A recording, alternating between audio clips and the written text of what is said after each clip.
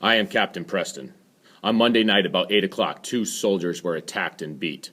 About 9 some of the guard came to and informed me of the town inhabitants were assembling to attack the troops, and that bells were ringing as a signal for that purpose and not for fire, and the beacon intended to be fired to bring in distant people from the country. In my way I saw the people in great commotion, and heard them use the most cruel and horrid threats against the troops. They immediately surrounded the sentry posted there, and with clubs and other weapons threatened to execute their vengeance on him. I was soon informed by the townsmen their intention was to carry off the soldier from his post and probably murder him. They, the soldiers, soon rushed through the people, and by charging with their bayonets in half circles kept them at a little distance. The mob still increased and were more outrageous, striking their clubs or bludgeons one against another and calling out, "Come on, you rascals! You bloody backs! You lobster scoundrels! Fire if you dare!" We know you dare not.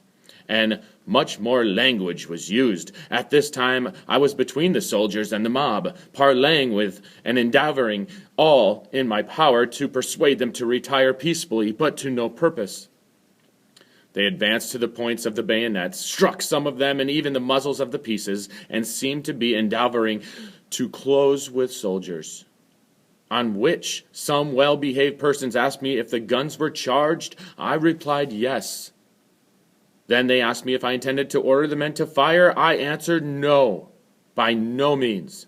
While I was thus speaking, one of the soldiers, after receiving a severe blow with a stick, stepped a little on one side and instantly fired. On which, turning to ask him why he fired without orders, I was struck with a club on my arm for which some time deprived me the use of it. Which blow, if it would have been on my head, would have probably most destroyed me. On this general attack was made the men by a great number of heavy clubs and snowballs being thrown at them, by which all lives were in imminent danger, some persons at the same time from behind calling out, "Why don't you fire?" Instantly 3 or 4 of the soldiers fired, one after another, and directly after 3 more in the same confusion and hurry. Then the mob ran away.